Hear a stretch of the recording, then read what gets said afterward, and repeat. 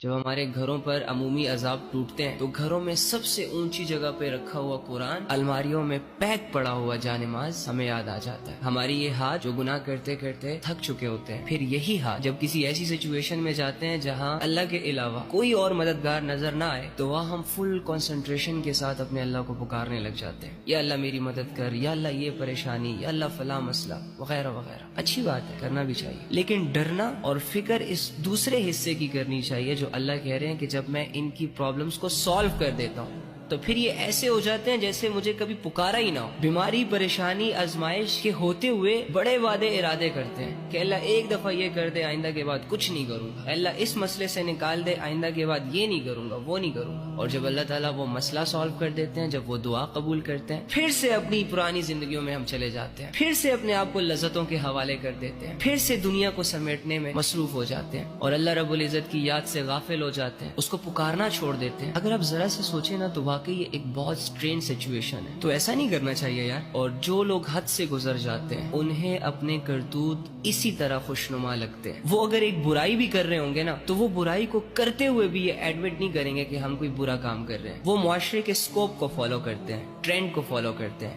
جو لوگ کریں گے وہ کریں گے، اچھے برے کی تمیز نہیں کریں گے۔ پرلے درجے کی گمراہی ہے یہ کہ ایک انسان گناہوں کو نیکیاں سمجھ بیٹھے، اپنے لیے ضروری سمجھ بیٹھے، گناہ کے کاموں میں اتنا آگے نکل جائے کہ اب وہ گناہ اسے گناہ لگتا ہی نہیں ہے، اور اگر کوئی سمجھدار اسے سمجھائے تو آگے سے 100 دلیلیں پیش کریں گے۔ سمجھانے والا یہ کہنے پر مجبور ہو جائے گا کہ کاش میں اسے چھیڑتا ہی نہ، میں اسے سمجھاتا ہی نہ۔ ان اندھیروں میں نفس اور شیطان کے اس پنجرے میں وہی لوگ قید ہوتے ہیں جو لوگ اپنے گناہوں سے توبہ نہیں کرتے۔ چھوٹے گناہوں کو لے کر ان کا کانسیپٹ یہ ہوتا ہے کہ کوئی بات نہیں، خیر ہے، یہ ہے، وہ ہے۔ پھر یہ چھوٹے گناہ اس انسان کو بڑے گناہوں کی طرف لے جاتا ہے، اور بڑے گناہ انسان کو ان اندھیروں اور اس دلدل میں جا کر پھینک دیتے ہیں کہ جہاں سے نکلنا پھر بہت مشکل ہو جاتا ہے۔